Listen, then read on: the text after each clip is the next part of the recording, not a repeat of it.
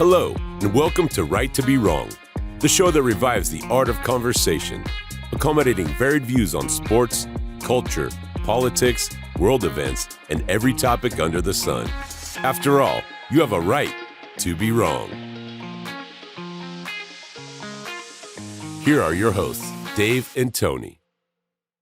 Tone, recording another episode. Our last one was robust. I like when you get passionate. I love that Italian passion in you. In fact, this is the whole essence of the podcast, right? Yes. Is that two people can disagree, and it shows that one doesn't need to be censored. You can agree to disagree. That's the whole reason we started this. But what we're going to do now is we're going to go round two, because I reckon as we do our topic here on the United States of Greenland, as the Don has got his eyes on, I think we're going to see some passion from the Roman. I think so. But I first want to call out the fact that Donald Trump actually won the Wimbledon Women's Singles Tennis Championship last year. He also got awarded the Nobel Peace Prize. He also beat Ralph Macchio or Daniel LaRusso in the 1984 All Valley Championship. He's very talented, Donnie. He's winning a lot of prizes lately. I think he also beat Forrest Gump at ping pong. But then what I love the most about the last week in terms of social media, I love X. X is really good. Elon. Well, it's good. It's good under Elon. Elon Musk, a lot of people give him grief about it, and he is under Grok.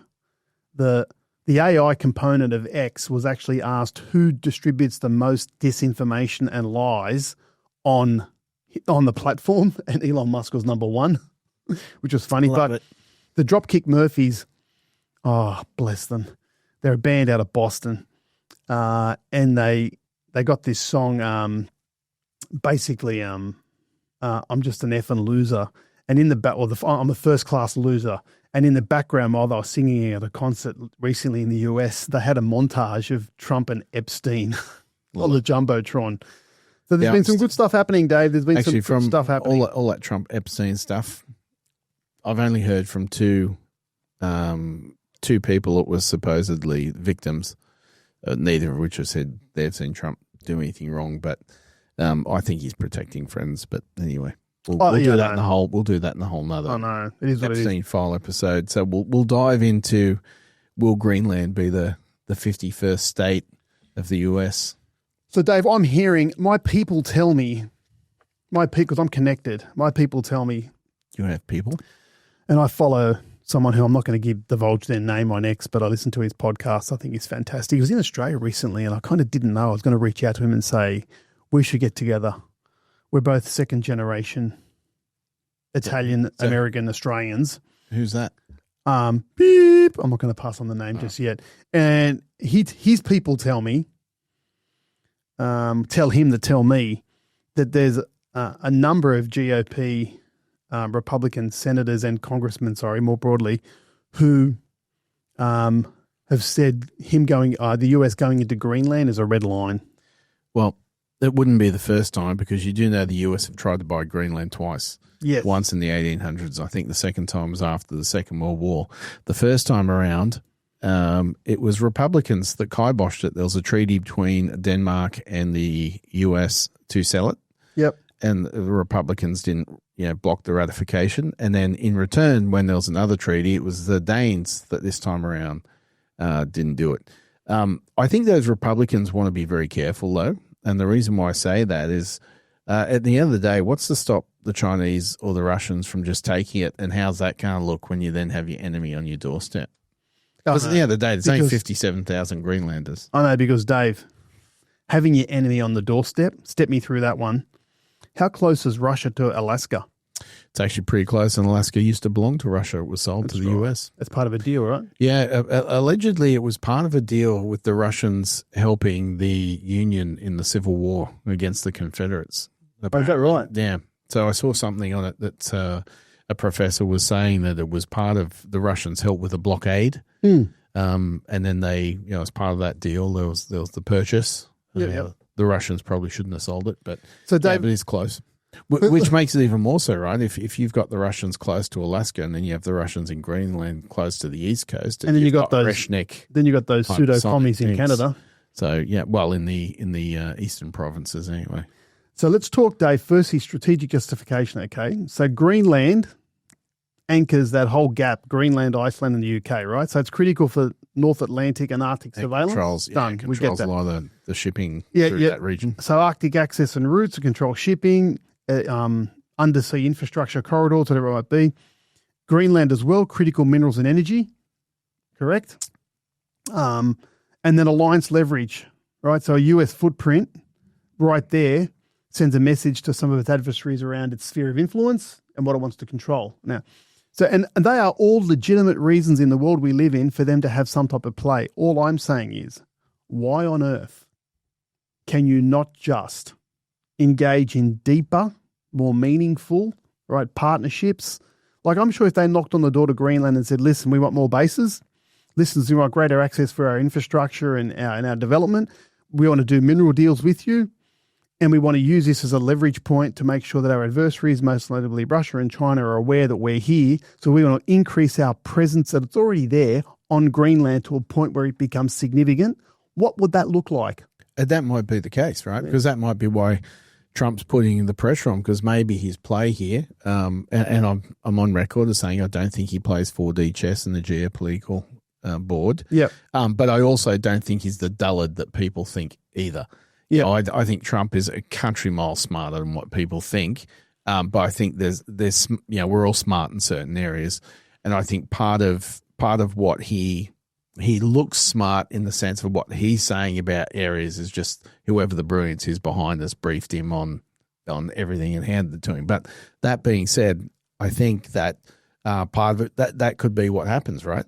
Because this could be the pressure to force Greenland to go to an independence movement so they can negotiate on their own. Yeah, not be under Denmark's thumb, which I find ironic that Denmark carries on when you're the colonial power in this regard. Anyway, it's like, how'd it become yours? Yeah, I get it. So there's some meaningful justification, and this could all be just a way for Donnie to kind of kick off the negotiations, but there has been a recurring mention of this. If we have to take military action, we will. And that comes from my mate, Steve Miller. It comes from some other Republicans. I think Rubio's spoken about as well, like Rubio. You got to keep the receipts, man. JD Vance, you got to keep some of your receipts as well, pal. Some of the stuff they said about Trump 8 years ago. Wow. But on a side note, I've always found that strange about US politics. That here, if you ripped someone to pieces, like you're a never elbow, a never ScoMo, if you actually ripped them, there's no way you'd then take a place in their cabinet when they won. Like the US is very strange like that, that their own parties will say some of the most verbose, personal attacks. That's right. And then, I've dropped out. Can I be in your cabinet? That's right. To me, it makes no sense. Yeah, but it goes to the performative nature of US politics, exactly. Right? Because if I ever go at you about a policy, that's one thing, right?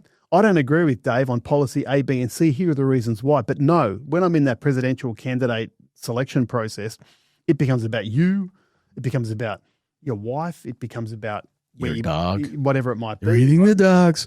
Now, listen to me very carefully, Tone. I couldn't have said that better. That's exactly, that sums up US politics. Whereas in Australia, we're about nature. As soon as someone does it in Australia, we're going, mate, just focus on, don't play the man. We don't want to hear it. Performative stuff doesn't work here. So we've spoken about strategic justification and all those reasons that I kind of went through. I agree. They're all valid reasons for the US to have a greater presence in Greenland if you accept the fact that we're now moving to a hemispherical approach to Russia, you've got yours, China, you've got yours, Europe, you've got yours. Actually talk to Russia about what you've got exactly, and the US, you've got yours. So if that's the path that the world's going down, all well and good. So then the US has got every right to want to see, okay, how far can it spread its influence in tangible ways, right? Not soft ways. I get that. If we go to, Dave, legality and constitutional reality, Greenland is an autonomous territory within the Kingdom of Denmark. Sovereignty rests with Denmark, while Greenlanders hold self-government. They've got self-government, right? But at this stage, I'm hearing things like Denmark can't defend Greenland, therefore we're going to have to do it. Well, that's a genuine argument, because let's put it this way: let's make it Australia with New Zealand, right? Yep. Or let's make it Indonesia, because that's probably closer to where our attack would come from. So let's say that was the case, and we owned Indonesia, but they self-governed. Yep. And the US, was another country right near the archipelago as well. And they're supposedly, we're inferring that we can take care of this. What do you think would happen if the harsh realities are that, decades go by, the world has changed? Because remember, when Denmark, post-Second World War, China wasn't a threat to the world. So what do you think would happen if the same thing? Like we say, we can take care of it, but we militarily can't even take care of ourselves. And you're the US, and you're like, but Indonesia, once they get Indonesia, they're on our doorstep. So I think that's a fair claim. Yeah, but for me, it's a fair claim in the context of current US policy, which is we will do what we like to whoever we like because we define what our US interests are, and those US interests could spread as far or as little as possible, or no, as far as little as we decide. So it's basically we can do whatever we want to do in our sphere, right? And we'll actually define the boundaries of our sphere at any given time. Yeah, that's US policy. No. Sorry. That's the world. That's world history. That is world order. Yeah, the new world order. Call it whatever you like, right? Fine. But self-determination, Dave. Any change in status of Greenland requires the explicit consent of Greenland's population via referendum and Denmark's constitutional assent. Yes. So I think it should be done the right way. Correct. But for me, here's where I'll look at this from a number of areas. I'm Denmark. I've agreed to sell this to the US twice previously. Each side has not ratified it, so we're even. So it's not new. It's been on the table. And it's been on the table for like 150, 200 years. I give $600 million a year to them, the equivalent of, because that's what needs to prop it up. I'm getting nothing in return because it's a long way from my Danish borders. So it has no national security value to me. And even if I made an argument loosely that it did, I'm not even a middling power and it's costing me money, right? So to my taxpayers, do they need to keep losing $600 million to this region to prop them up? So I would say to myself, okay, I think from our point of view, now that we've got a genuine buyer in the market, let's maximize what we get for it. So we stop spending $600 million a year of our own and let's maximize the amount of dollars we get. That's a Dane. For me, that's how I'd look at it as a Dane.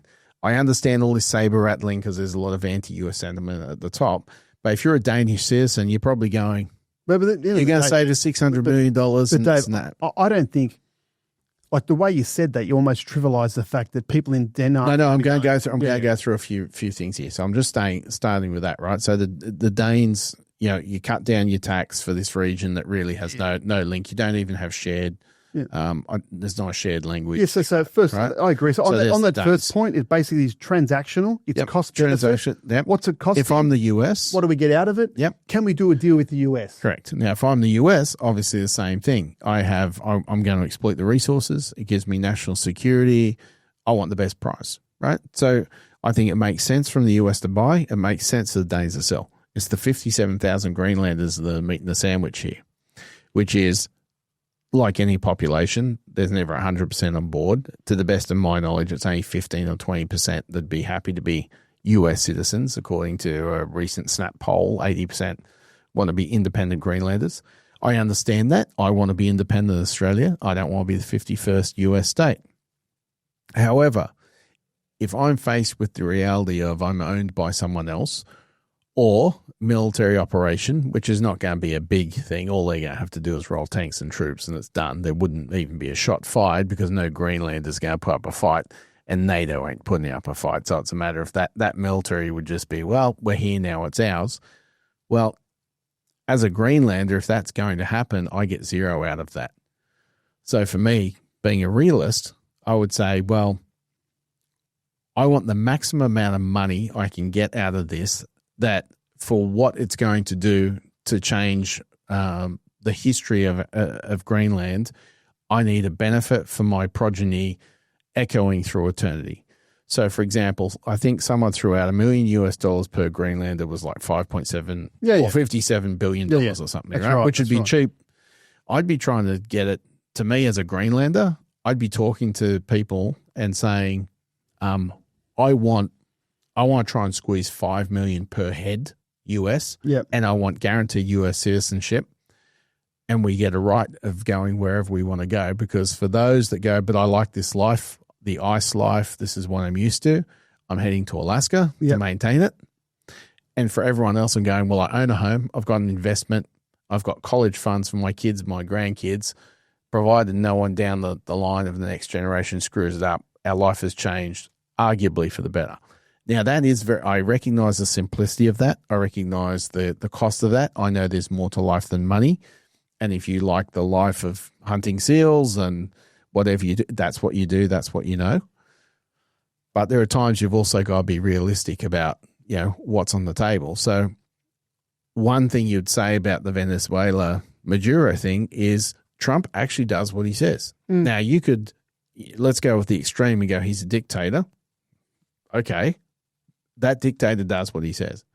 So if he's telling you, if he's using words, and I've seen this in every single clip I see he talks about it, he doesn't say we want Greenland, I want closer relations. He says we need Greenland for national security. To me, he's telling you it's going to happen one way or the other. Yeah, I get it. And I'd say from that, so let's play this out, Dave. Basically, Greenland has made his assessment, cost-benefit, multi-generational. I'm taking a risk on trusting these people coming in to make sure that multi-generational impact actually happens so that there's benefit for me, my kids, my grandkids. Which is why I think they need the money in their hand. That's right. No promissory stuff that's in the generations. You So need likewise, the cold hard in your hand now with control over your destiny. So likewise, let's just, I don't know, make up a fictional situation where a large superpower in our region decides to come to us and say, you've got 27 million people, we'll give you $1 million each, right? If you just punt the government and we'll take over, right? Well, actually, this does happen in daily life here, but on a localized level, right? Because this is the same thing as people are living in homes and the government says, too bad, we've changed it, high rise. You're like, but I know all my neighbors. I like my quarter-acre block or my 1,200 square meters or whatever. You're faced with two choices. They get compensated, right? Right? But you're faced with two choices. You can stay and then you end up surrounded by the high-rise, or you can go, well, there's no point fighting it. This is what's going to happen. So I need to maximize economically because I really don't want to go, but I'll maximize the price. So this is the same thing to a certain level. I get we're talking nation states, but this happens anytime developments come along and you used to live in a nice, peaceful, like my brother lives on acreage at Marsden Park. The peace that he once had, like it's still there at the moment, but within the next 5 years it'll be gone. And they're faced with two choices. Either now you live with all the apartments around you and the data centers behind you and everything, or you sell up and go. Yeah. So it's akin to that. Yeah, I get it. But the issue... And it's compulsory, by the way, on that. Look at the airport, right? Yeah, I get it. Compulsory acquisition. The government says, no, we can take it. Yeah. All that's happening now is another government is saying it's in our interest. I know. But what I'm saying there is... Which breaks my Westphalian principle. That's right, because there's a whole sovereign nation stuff. But the 57,000 people have got to be saying... They will go through that cost benefit, but some of them are going to be saying, what are we actually getting ourselves into? Do we fundamentally trust there's a level of stability with these people who are coming in who are going to tell us how to run our lives, right? Do we absolutely believe that they're actually not going to start imposing stuff that we could never have imagined? And next thing you know, we're in the middle of some biggest shit fight between a couple of superpowers, right? You can't discount the emotive nature of being told, we're taking away your right to vote, or we're taking away your right to have a say in the future of your country because your country doesn't exist anymore, right? And then Greenland, unless it gets some assurances that as Congress in Washington changes, as the dynamics and the politics in Washington changes, there's no guarantee that they're going to continue to get funding, right? 100%. Like, hang on, we've got universal healthcare at the moment. Hang on. My kids, when they want to go to Copenhagen to go to university, it's almost free. Hang on, that's all gone, right?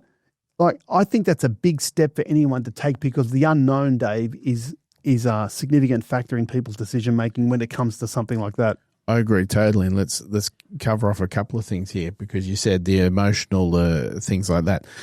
I had a client years ago that he had like nearly 2,000 square meters in Porkham Hills at the top of Kenneth Avenue. And the developers came along. Near Seven Hills Road? Yep, off Yeah. Seven Hills Road. And as you know, it's all apartments Yeah. and things. So they were offering, his was for townhouses. But so he was a guy that he paid something like £10 for it way back when. And in today's dollars, like he was getting offered, I think, $2 million at the time. In today's dollars, that would be like you've been offered $5 or $6 million, right? Yep. And I used to say to Paul, I don't understand why Stan doesn't sell. Said, make a fortune. And Paul used to say, he's in his 80s. The money's irrelevant to him. He can walk to his barber. He can walk to the shops. He can walk to the pub. Now, he made a decision based on that comfort. That's where he'd always lived. Yep. But he was early in the days before development, where now he probably would have taken a different approach, where he would have said, well, I don't have the privacy in my backyard because 5 stories next to me all look into my backyard, but because it was early. So I understand the emotional attachment. I don't want to leave. I get it, right? I'll say it again, and I'll say it in multiple episodes. Money doesn't make you happy. It's the first thing. On what you said about the promissory stuff going forward, what's the guarantee? This is why, for me, if it got to a situation where Greenlanders say, let's be pragmatic, we think it's going to happen no matter what, let's maximize the benefit to us, this is why they need to get up front. Don't have any in the future things. Now, I can see a possible way around of appeasing all parties here, because to the best of my knowledge, I think it's Nuuk, N-U-U-K is the capital of Greenland. 57,000 Greenlanders. I think for the most part, that's a small area. So I wonder whether there's a possibility that all the resources and all the control everywhere else, if you could carve out a piece around the capital and, obviously be expanded, where it's going to be most people are going to live, and say, we've bought everything else off Denmark that you're not exploiting anyway because you don't have the capacity for the resource drilling. You're not doing it, right? It's just sitting there. But you still maintain your capital. That's an independent. You've now become independent state of Greenland, and we've bought everything that was inchoate of Denmark that's around you, and therefore they still do whatever they want. Denmark gets X amount. You'd say, if you're Denmark, you should be saying, out of the sale, here's how much will be given to your government. And obviously anyone that happens to be displaced, doesn't live in Nuuk or doesn't live nearby, that does have to get moved, here's X, Y, Z. So I do think the size of Greenland and what's there's a possibility that you don't have to take it all and displace everyone. I think it'd be a bit like saying, on the assumption that there was no Victoria, South Australia, Western Australia, like it wasn't, it was just Sydney, Brisbane and Melbourne. It's a bit like saying, well, actually most of the resources and the security we need are in the northwest. So the eastern seaboard, you're independent Australia, and we've bought the rest off Great Britain. And therefore we go, oh, great, we picked up, $500 billion out of the sale, and we weren't using that anyway. Yep. So I think that should be being discussed rather than just taking the whole thing lock, I know. But I think we agree then. I say lock, stock and barrel. We can agree that there's no lawful shortcut here, is there? Right? No. Unless there's some type of agreement. It's either agree, work out a cost, work out a structure, work out a plan, work out the impacts of the people, cut a check, see you later, because the US is flush with money at the moment. They're carrying surpluses into the future. Oh, they've got so much money. Which, by the way, on that, when you said in the last episode recorded 38 trillion, I read something once that they reckon the true debt in the US is something like 256 trillion. If you actually take the proper US debt, the corporate debt, the private debt, and the promissory obligations moving forward of things like unfunded pensions and the like. Yeah. I went, holy Jesus. Like that was obviously, like a 40 or 50 but a lot of projection, that, but that's massive. But a lot of that printing and money, is linked to the fact that the US dollar is like a reserve currency for the world, right? Yeah. Because it's insatiable demand to for the US dollar. Yeah. So on the back of that, they could just keep on printing money. Right? Well, that gets back to our other episode with Venezuela as well. It's, because the Saudis are selling oil in and settling contracts in yuan and things like that, that the US needs to find a way to put, something that underpins the demand for those dollars. Exactly. So, Dave, I want to move on to like some. So, just for the sake of the discussion, I actually, you're thinking it's going to happen, right? Yeah, I think it will. I think listening to his language, I think it will. Do you think it'll get to the point where there could be even some quasi-military action, or do you think it'll be heavy negotiation, right, that'll lead them to the conclusion that needs to go?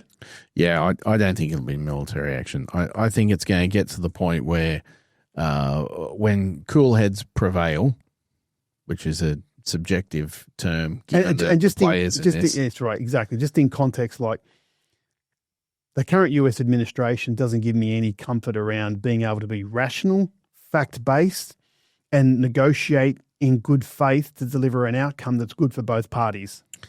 I disagree with the first part. I do actually think they're rational. I do think they're fact-based, but only on the facts that give them the outcome that they want. That's right. So which is the America First thing. That's right.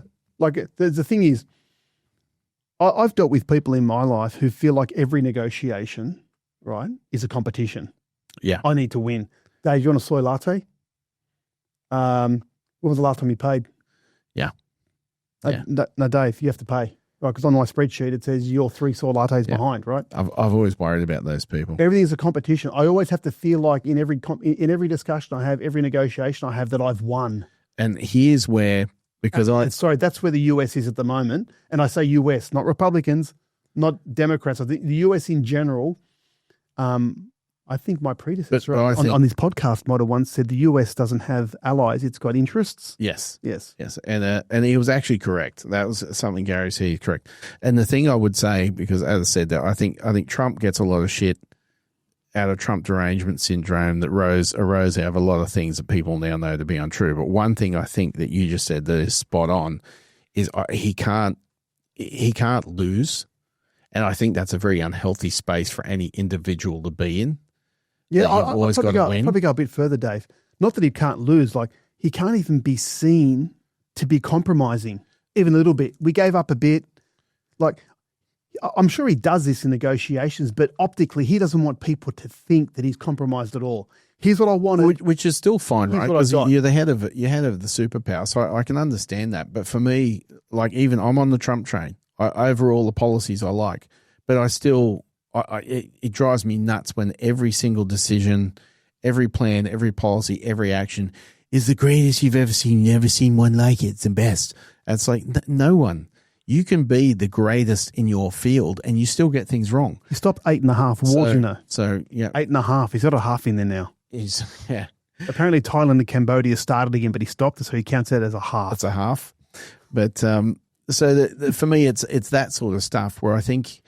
if he just left it, got things done, and let others be the judge and go, you know what, there's some ego there. He does X, Y, and Z, but outcome A, B, and C. So in this case, I think that at some point the Danes are going to work out, well, we're going to get zero out of it, so we better get something. The threat of NATO, that hurts Europe more than anyone, because suddenly you're going to have to go to your individual constituencies and tell them why their taxes are rising, or the reallocation of taxes is now into you having to trump up for your own military. I did see the head of NATO say, if they do this, we'll take all the US bases. And I couldn't stop laughing. I thought, okay, try it. Yeah. If you really think the US military personnel on those bases in Europe that you'd find under the agreements, their sovereign US territory anyway, wouldn't be given shoot to kill orders for any military personnel starting to come. Some of the rhetoric out of the Europeans is just... I was actually listening to a US professor today. Was it John Mearsheimer? No, I don't know who it was. He was very well spoken. He basically said if the US went into Greenland, the EU wouldn't have to fire a bullet and it could still hurt the US. They could in terms of economic, but again, all you do is escalate it. So it's not. But what are they going to do then? But Europe's not in a position to say that. Europe's got no money. The last thing they need is they're in a trade imbalance with the US. They buy more than they sell. But what I'm saying is at the moment, the holders of the US Treasury bonds, right, they've paid the US a bucket load of money. They said, give us your paper. They hold their paper, and then the US pay them 4.5% every 6 months or whatever it might be. It's secure because it's US backed. You're always going to get it. There's no risk there. At some point, the Europeans go, yeah, thanks for that. You can have your money back now. See you later. We want ours back. Thank you. And then if enough of that happens, Dave, the US as the reserve currency of the world potentially could come under question. The US dollar falls. There's economic impact. So all of that could happen, right? Of course, but the US, but there'd be a whole bunch of things the US would do back. Yeah, I get it. Like to start with, they'd probably turn around and they'd go to the Visegrad group, Hungary and Poland and things like that, and go trade in US dollar, leave the euro, trade in US dollars. We'll give you security guarantees. We'll manufacture in Europe. We're going to make you, and we'll just collapse Western Europe. Yeah. So I think Western Europe's overplaying its hand. Yeah. Their own countries are in serious turmoil, and they're at the table like they're holding four aces. But economically, Dave, the US is bordering on what Paul Keating would have called a banana republic at the moment, right? I think economically it's past that point. They are still the biggest market in the world. I get that. They have the one thing that they have that others wouldn't in their situation, they do have the ability to dig themselves out of the hole through a number of different mechanisms. Yeah, I think they've got. And the first thing is being able to print their own money. They've got as long as that's still the case, but all that does is just kick the can down the road, Dave. Of course. Right? So that's not helping anyone. But all that happened is they'd start to do that, is then they'd start looking around and they'd just acquire other things they need over the next 10, 20, 30 years. So, see, one of the things you've got to be careful of, it's a bit like anything, right? You have staff and you've got good staff and, you don't want to lose them. But if you turn around and they get to the point they're just a massive pain in the ass, if they're the ones at the end of the day, you own the business, and without them, there'd be some disruption in the short term. You might even lose some money in the medium term, but in the long term, you're still company X that everyone wants to work for, and you just go into other markets and recruit other talent. That's what you'll do, right? Yep. You'll end up taking the hit. Yep. So the US is a little bit like that. Europe can carry on like pork chops, but there'd be a whole bunch of countries that line up and say, listen, we'll trade in US dollars. We'll make it the official currency. We'll manufacture for you. We'll give you tax incentives for your companies. We'll do this. We'll do that. I think you maybe underestimate the fact, Dave, that there are some European countries who will do that, but the core of Western Europe would be going. It doesn't even have to be Europe. Yeah, but it could be other parts of the world. But a core of Western Europe would be saying, we're never going to trust you again. Yeah. Right. And then you just move on, right? Yeah. Right? But again, that's the world, right? If you look at alliances, the Japanese were on our side in World War I against us in World War II. So if you look at the history of the world, frenemies. Yeah. Right. It happens all the time. I know, but British, look at the British and the French right now Dave, standing together against the US. But 100 years ago, Dave, there was economies were a lot more self-sufficient. They could everything they needed to progress their people was within their control. Now it's not. A lot of it goes through Beijing. They do, but I'll give you a wild, unlikely to happen, but I'll show you how it plays out. Let's say Western Europe turn around and they really play hardball. They accept they're going to take some pain, but they're on principle. This is what we're going to do. We've had enough of the US. What's to stop the US then from turning around and the citizens are starting to suffer now? They're already suffering. But I mean, genuinely they go, this is not good. We need to get behind our president, our economy. We want to live better than everyone. I want to eat 25 burgers in one sitting. And they turn around and go, you know what? Let's just make an alliance with China and Russia and we'll be the superpowers and let's just go and crush these people. Yeah, the fact that could happen. It could happen. Now I know it's an extreme outcome because I would say that Russia and the US are more closely aligned now than they've ever been. They're probably more closely aligned, but I wouldn't say than they've ever been, because I would suggest they were pretty close when the Union had their support against the Confederates in the Civil War. But I don't think they're close in terms of they have shared interests. I think what they have at the moment is shared ideology.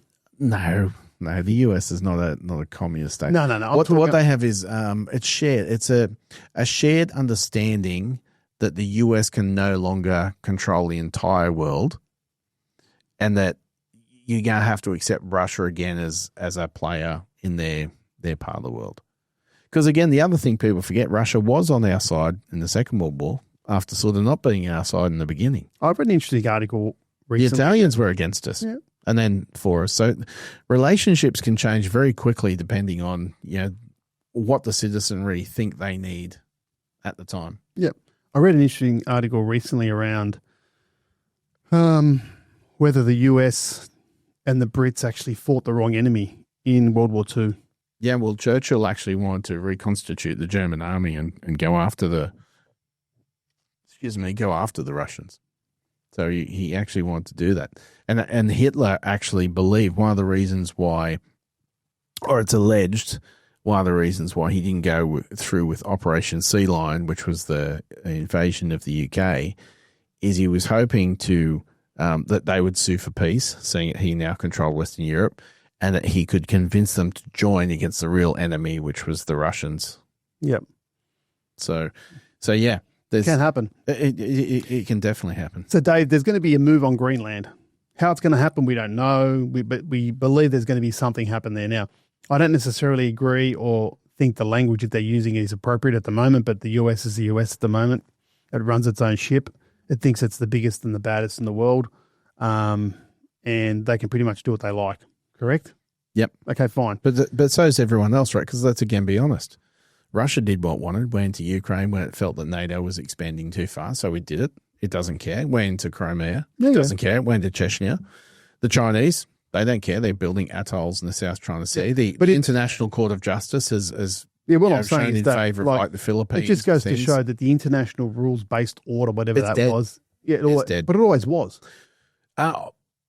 Because now, like the define that a little bit more, because I agree with you. All I'm saying is that based on earlier discussions in the other podcast, you're basically saying the US has acted like this over the last 100 years. Yeah, because what I was going to say is, to me, the rules-based order has always been a facade, and the reason why the rules-based order stood was because the US stood atop of that pile, and those rules were the rules that benefited them. That's right. And now that what's happening now is that we're not at the end of a great war. Last man standing is the US. I think what we're seeing now is the difference. Because again, let's go to the British Empire. The British Empire, as I said, fought two world wars within 3 decades. In the Second World War, like that had caused significant financial costs, but the Second World War, the US effectively bankrupted them under the Lend-Lease Agreement, which is lending them money or providing them material and ships, planes, yada yada, and then under a lease agreement. So at the end of the war, you'd argue that the Brits fought through the whole of the First World War. They fought through the whole of the Second World War, or technically through the whole of the Second World War. So here they are the victors, but they're broke and they lose their empire.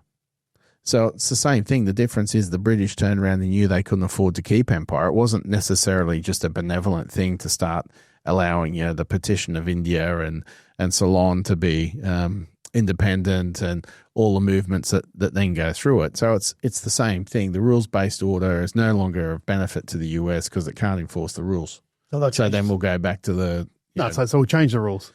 We'll ignore them. We'll go back to what used to be. That's what I mean. So, Dave, think back to being at school, right? When you a long time ago. You come across someone, you're playing a game, they start losing, they change the rules because they can't handle losing. Yep. What would you do to that person? Well, it depended on the size, right? Because it's a good analogy. Mm. So I was the bigger kid, so generally people didn't change the rules on me. But yeah, that's what would happen, right? If it happened to be they changed the rules and that kid he didn't even have to be the bigger kid, but he had the big, tough, big brother. Yeah, but you wouldn't play with him anymore, right? Well, it all depended. If you had alternatives, you wouldn't. Oh, yeah, you're right. You're right. Yeah. But if you had alternatives, you just say, see you later, I'm not dealing with you. Alternatively, if they were smaller or your same size, what would you do? If they're smaller or the same size, I'd probably say, no, this is what we agreed, this is what we're going to do. And if you keep going. But again, you're onto a really good analogy, right? This is the way of the world. It is human nature that there'll always be bigger fish, there'll always be bullies, and there'll always be people that think the rules of the game are completely fine until such times they're losing. Look at what happens where family plays Monopoly. Yeah. At some point, someone flips the board and gets the shits. It's like, hang on, The rules are the same from the first roll of the dice. 4 hours later, you're flipping the board. Absolutely, I get it. So, Dave, That's what the US is doing. Yeah, so we and not Trump, right? Because as I said in our previous episode, the US has been flipping the board for quite a few decades now. Yeah. When it doesn't suit them. Yeah. Oh, sorry, when it does suit them. Right. Yeah. Flip the board, change the rules. Now, I'd love to know the level of influence. Because you know why weapons of mass destruction became the narrative. Because under Article 2.4 of the UN Charter, it's in international law, which I'm in the camp of there's no such thing, right? Because who enforces it? But under Article 2.4 of the UN Charter, it prohibits the use of force against another nation state without express United Nations approval. Yep. Article 51 is the self-defense article, right? Which means if I'm going to punch you right now, you don't need to ring the police and get permission to say that Dave's about to punch me in the face. Can I hit him back, right? Obviously, everyone knows this is self-defense. But there's a subjectivity. So if I turn around and say, I'm going to punch you in the face, does that mean you can now punch me because I said I would? Or is it the point you see me make a fist? Or is it the point at which I've pulled back? Or is it the point I'm about to hit you? So what happened was the US needed a justification. So weapons of mass destruction became, it could destabilize the region and grow into a global conflict. And therefore, under Article 51, we're acting in self-defense to stop the spreading of this conflict into the globe. Complete and utter bullshit. Yeah, absolutely. I get it. So Dave, let's talk about some likely responses. Let's just, for the sake of the argument, let's say the US go in boots and all. Denmark don't want a bar of it. The NATO's saying, nah. EU's saying, don't go there. Some minority Republican senators and Congress people are saying, there's a red line, don't do it. But Donnie and the boys go, you know what? We're doing it, right? Up come the ships. They take over Greenland. What's Vlad thinking in Moscow? Oh, he's probably upset that there's another piece of the board that he's not now controlling, and that he might, the things that are going on in the region, that he might have to start paying for his ships to go through the area, getting permission through U.S. waters. Because one of the reasons why when we talk about strategic interest in terms of location is there's a couple of things that happen. One is under international law, a nation state has exclusive rights to 12 nautical miles around its coastline for like resources, fishing, so on and so forth.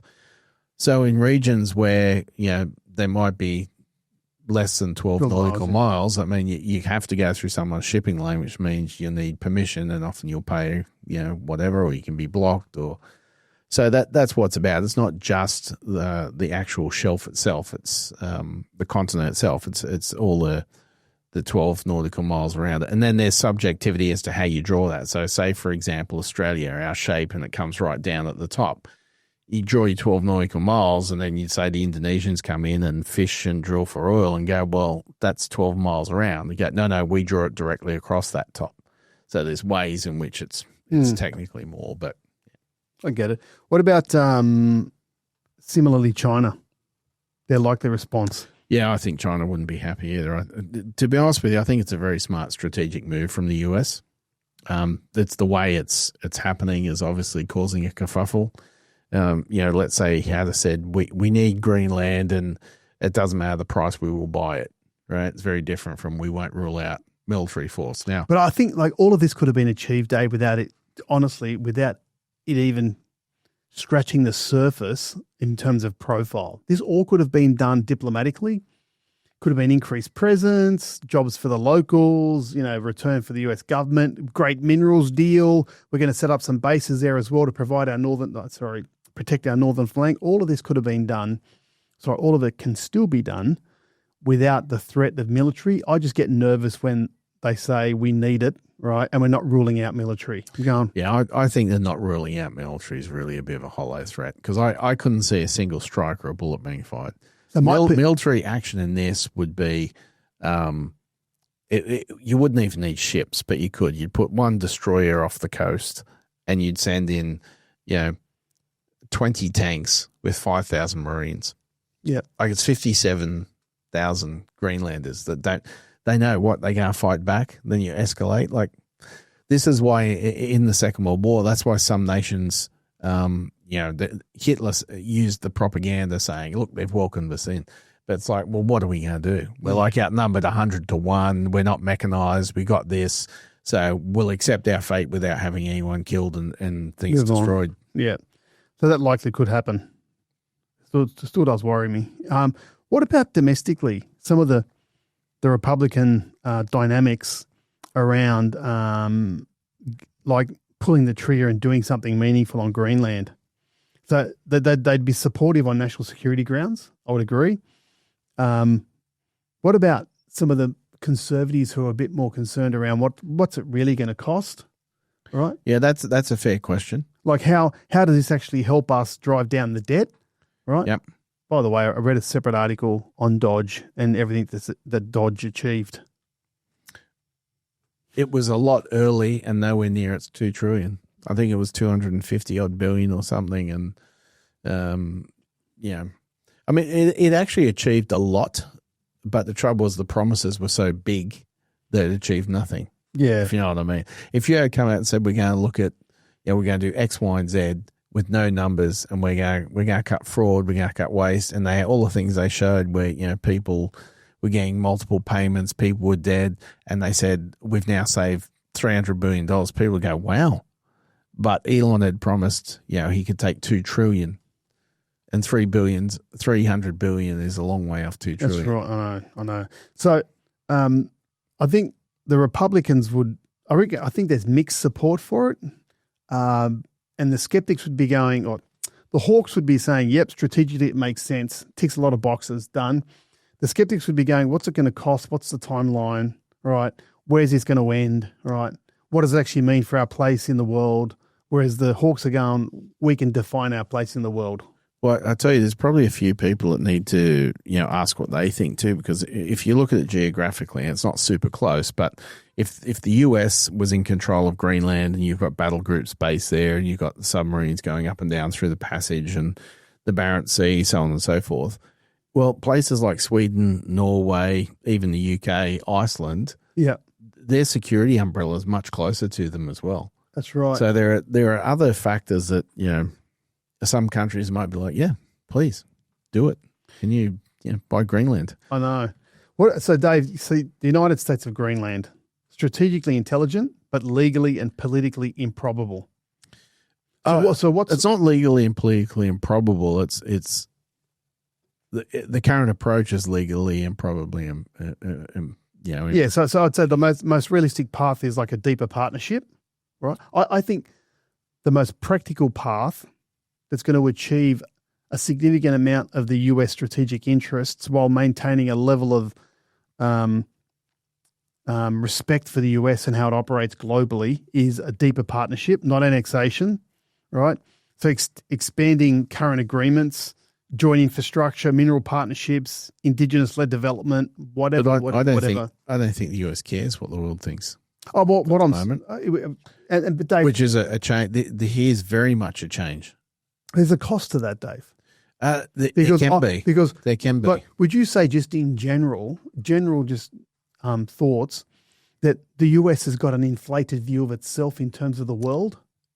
Well, I think it always has. Does the average? I think it always has, but USC, there is a cost. Yeah, USA, right? No, there is a. I actually watched the NFL playoff game today between the Bears and the Rams.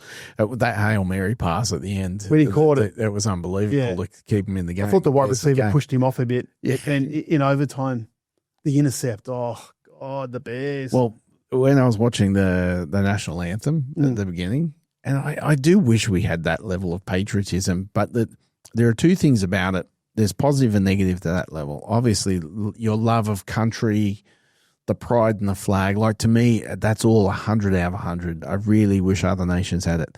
I think what it does do, though, is it blinds you. Yeah. Because you start thinking that you're the only one with freedom. You're the best. You can do this. Our actions on the global stage don't matter because everyone loves us. Everyone adores us. Everyone wants to be us. Freedom isn't free. Cast folks like you and me. But it does have a cost, but again, at the moment, maybe that's part of the cost they have to pay to reconstitute the US into something that's not in debt and is going to be stable and is going to last and be a superpower in the coming century. But I do think that for me, as a Greenlander, what I said earlier, the way I'd be dealing with this is I'd be talking, going, hang on, what part of this land don't we use? Because there's only 57,000 of us concentrated in a couple of places. There's a fair amount we don't use. How much of it do we need? Let's become an independent Greenland that sells off the rest, and therefore the US gets what it wants.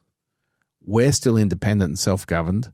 We've had a massive injection of capital that we were never going to get, and we've thrown off the final shackles of the colonial master, being the Danes.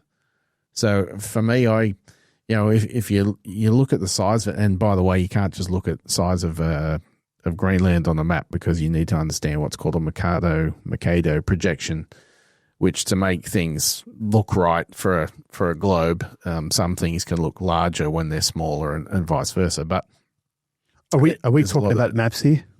Maps, not maths. No. I'm saying there's sometimes you look at things that get made to look larger when they're smaller. Yeah. You're thinking, what are we talking about here, Dave? We're talking about this episode took a turn. It did take a turn, honey. You know it's still big, honey. Russian Queen. Dave normally walks out of the show with a globe. I was talking about my stomach to make it look bigger. So, magnifying glass. Here's a magnifying glass, honey. Can you find it? But I think there's a fourth option. I do think that there's enough there to sell. Because if the US have their bases on the coastline that they own and whatnot, yeah. Let's honestly let's think of Australia that way, right? We're all coastal because there's a lot of nothing in the middle of places. If we could get, let's call it $10 trillion, right, for the stuff we don't use because the US wanted to put their air bases and their things there. What's it if we're not using it? And I don't mean not using it like we'll use it in 10 years or it's been. I'm talking about literally our population will forever be concentrated in these regions. We have zero interest or plans because it's desert or whatnot, because this is ice tundra. Yeah. Right. We're not talking about, developed land that you could develop and build whole cities and lifestyles on. We're talking about the only thing you could build would be military bases at certain grades to deal with the Arctic and drilling, in that. So what is it to, No, I get it. I get it. Still allow them to club the seals and all the things they do. I think there's a path. If the US is committed to this, and it sounds like they are, there's a path to getting there. What makes me uncomfortable is the arrogance at the moment that they feel like they can throw their weight around, and it's very explicit. They've always done it. But now there's a level of arrogance that's based on what I would say a crumbling empire. But you tell me one empire that hasn't thrown its weight around. I agree. That's what I'm saying. History shows that they're like history is, full of. In fact, but what I'm saying the is Romans used to go out and conquer places, not even because they wanted to spread the Holy Roman Empire or they would do it because Caesar beat Vercingetorix in what's now France because he needed military conquest to be able to say I've conquered, make me ruler. I get it. So all I'm saying is it's happened throughout history, but there's the US at the moment just reeks of a bit of desperation. I don't know.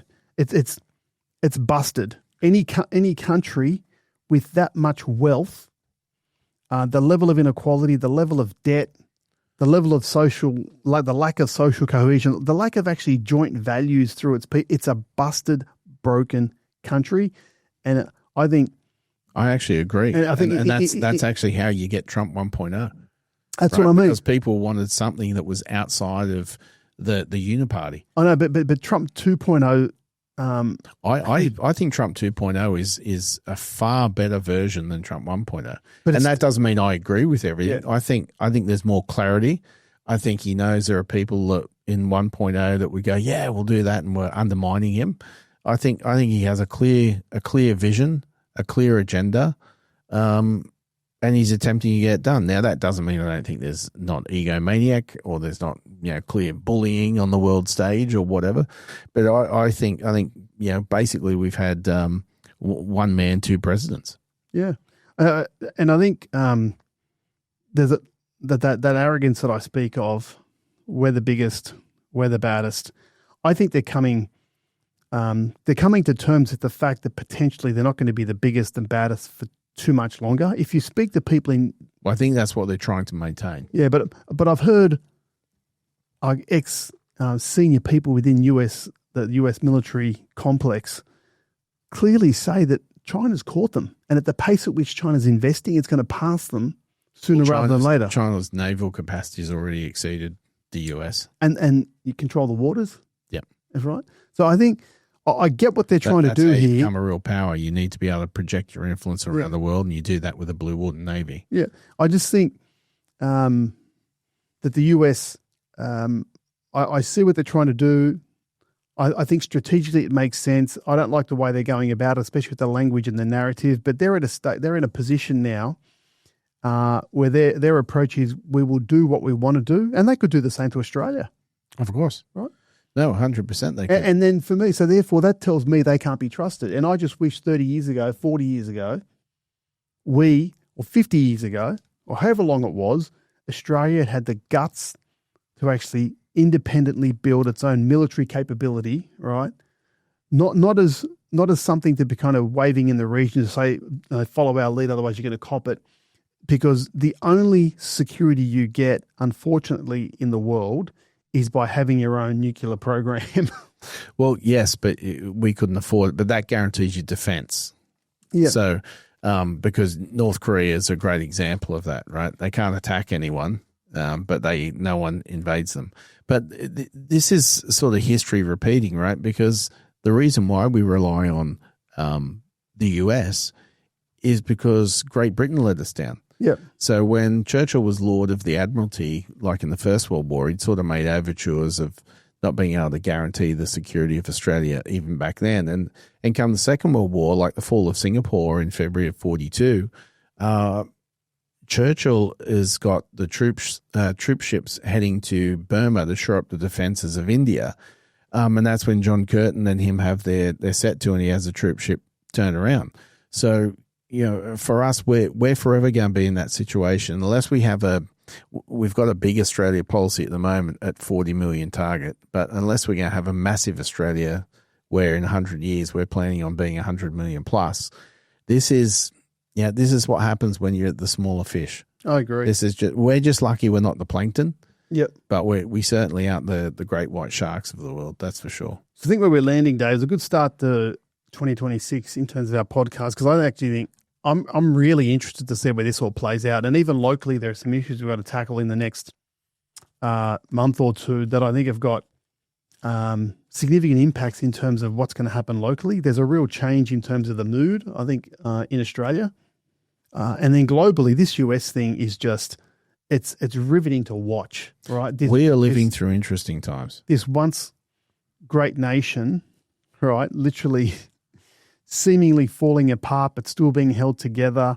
This character, almost cartoon-like character of Trump that's very real and has sold a lot of hope to a lot of people. How that all plays out in the next 11 months leading into the midterms is going to be really interesting, because there's a chance that he might, there's definitely going to be a pushback the other side, because there always is in the midterms. Actually, there wasn't with Biden. Biden maintained his balance in the Congress at the midterms. So there's going to be a lot of interest around how that plays out. And then locally in Australia, it's taken its time, but the push of a third party, populist party, starting to get one. It's starting to get one, right? If you saw the numbers, numbers right. of One Nation. So to the extent that the Liberal Party, the Liberal National Party, have completely lost their way. But there's a through line between the US, UK, France, Australia, all these, Germany, all the Western society. There is a number of things that are the same that are leading to why we're getting this. And mass migration is one of them. And not that, people cry racism, xenophobia all the time. Oh, shut the F up. don't. Mass migration means a combination of things. First, anyone that's coming to your country should be coming for opportunity, not handout. So that's number one. But you need to be able to house them. You need your infrastructure. You need your water, your electricity. So we're taking in more than we can handle at any time. We're starting to really pay the price for the unicorn dreams on energy, which it's amazing how net zero is starting to die really quickly as data centers are consuming massive amounts of energy, and everyone's like, windmills and solar are probably not going to work for data centers. So there is through lines across all these places that are giving rise to this populism. But the one thing I'd probably say in regards to love Trump, hate Trump, indifferent to Trump, that I'd probably say to people is, imagine that Trump is not Trump. He can be John Jones, he can be Sarah Smith, anything in your head you want. Change it out in your head and say, you know what, this is who I voted for, I'm happy. We don't have the verbose nature, I don't have the egomaniac. Are the problems gone? And did the problems arrive when Trump turned up? No, they've always been there, Dave. That's We're right. talking, so for me, that's Western society, 30 or 40 years, right, of outsourcing everything we need to outsource, hollowing out manufacturing, hollowing out capability, and hollowing out opportunity for our kids. Because to me, I think, for me, there's sort of 5 or 6 variables that I think give rise to why people voted for Trump. I think there are those that seem as messianic, right? There are those that's like, well, he was outside the uniparty because it didn't matter if I voted Democrat or Republican, they're doing the same stuff. There are those that, it's a bit of a Hail Mary pass that, all right, I'll give you an opportunity and see what you can do. And then I think there's still I still think there's a significant political fragging that runs a through line of everyone's beliefs, which is fragging was a term that was used in the Vietnam War where they get a lieutenant out of West Point that would come out, take his patrol out, men and get killed because this guy was running things by the books. He'd never been in combat, blah, blah, blah. So what they would do is when he was asleep at night, they'd throw a grenade into his tent, not too close to him, but close enough that he'd get a fragment and he'd get wounded, he'd get taken off the line. Sarge is back in charge. We do safe patrols. We all come home. So, and the term fragging, and there's part of it, it's like it's a political fragging. You're not listening to us. You people have got all your degrees and you think you know everything, but we're running out of water. Our power's not working. I can't pay my bills. I can't afford a house. Like where the rubber hits the road, you idiots, you cause this. Because one of the problems when we talk about 30, 40 years of bad policy that we all, for the most part, agree. There's very few people in any of the Western countries that wouldn't say we've been in decline 30 or 40 years. Well, here's the fact. The decision makers weren't the nurses, the policemen, the teachers, the plumbers, the electricians, the barbers, the butchers. It wasn't them. It wasn't the working class. It wasn't the guys in the factory. It wasn't the people on the farms. It was the supposed intelligentsia that keep telling us how smart they are with their degrees. They outsourced all the jobs. They created open borders. They didn't fund the military. They got in bed with countries they shouldn't have. All this stuff came out of what is supposed to be the intelligent ruling class. So at some point, that intelligent ruling class needs to look in the mirror and say, maybe sometimes I got to shut that up and at least listen. At least listen to what the man on the street has to say. Well, what I'm saying is, like, in the US specifically,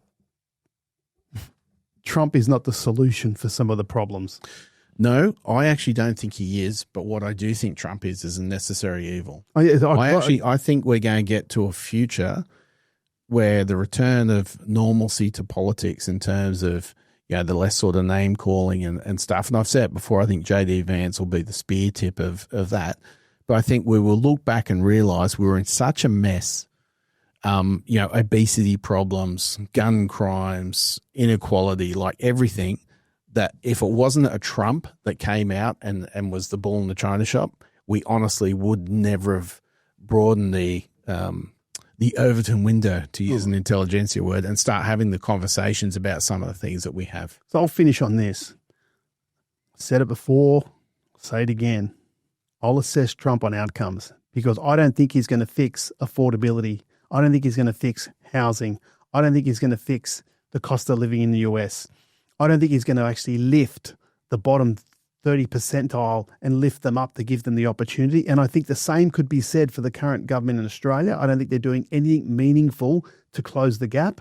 And I'd say the same thing in the UK. I'd say the same thing. I'm not close enough to Canada, but I don't see any Western government making the hard decisions they need to make to secure opportunity for the next generation.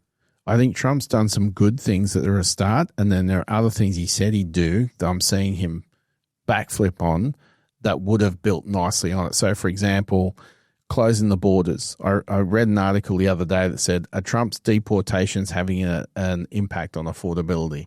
And the thesis was that there are certain regions now where, because it was so full of people that shouldn't be there, that rents are starting to drop and the like. But then he turns around things, for example, like, he'll go at that bottom end, go, okay, the illegal immigrants are filling up certain jobs, but then H-1B visas, 2.5 million people on H-1B visas on $200,000, $300,000, $400,000, $1 million.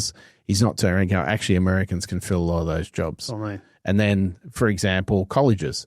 Colleges are an absolute mess, a bit like they are here with our universities. But then he turns around and says, because obviously some college president's got in his ear, we need the 600,000 Chinese students to be here. It's like, no, you got to. I know, and that's so when follow through and cut. So when he does that, Dave, that's why it just loses credibility, right? Yeah, because what it is that top end. H-1B is high end, big business. Universities are high end, high paying students.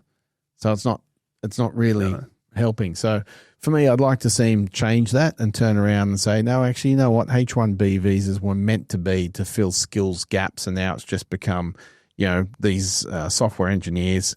You don't want to pay $500,000 a year. The Indian guys will do it for $250,000.